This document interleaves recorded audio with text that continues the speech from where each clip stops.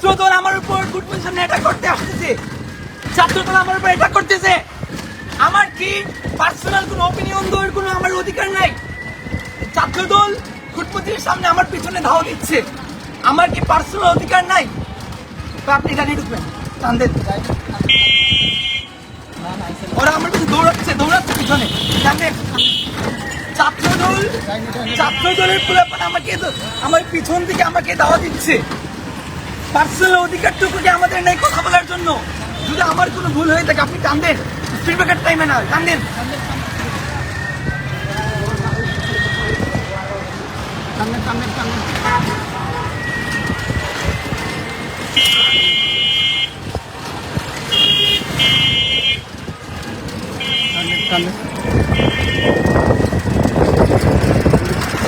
চিন্তা করেছি পার্সোনাল অধিকারটুকু করে মানে কি করতে দিবে না?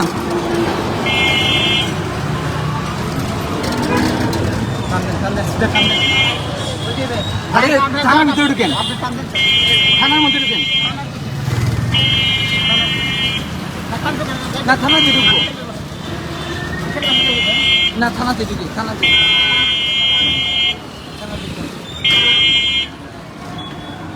আপনি এসপি হয়েছে যান, থানাতে ঢুকেন, সামনে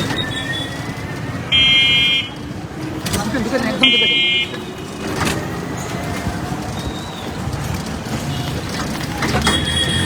থামবেন।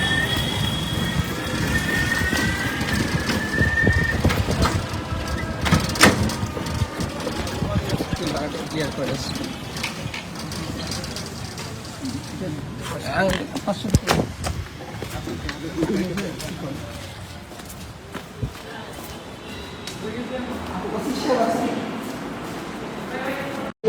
দাওয়া দিচ্ছে, আমি লাইভে আছি, আমাকে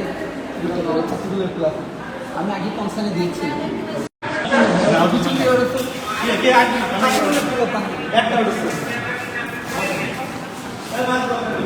আপনি ভাই আমি একটু একটু বললেন, আমি আগেই কনসার্নে দিয়েছিলাম যে আজকে আমার একটা পরীক্ষা আছে। পার্সোনাল অধিকারটুকু মানে এখানে ফ্রিডম অফ স্পিচ নাই নাকি?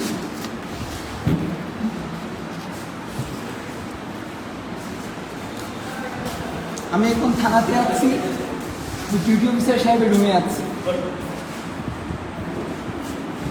কে ধাওয়া করছে কে? আমি এখানে হচ্ছে আমার পরীক্ষা ছিল ড্রাইভিংয়ের, তো আগে আমি জানিয়েছি যে এখানে আমার একটি সিকিউরিটি কনসার্ন আছে, তো আমার পরীক্ষা হবে। উনি বলেছিলেন যে টিম পাঠাবে। আসার সময় আমি এখানে কাভার করার জন্য আসতেছি রিক্সাতে, বৃন্দাবন করে সামনে থেকে ছাত্রদলের ফুলাফান আমাকে, আমি রিক্সায় ছিলাম, ওরা পিছন থেকে আমাকে হামলা করার জন্য দাওয়া দিচ্ছে।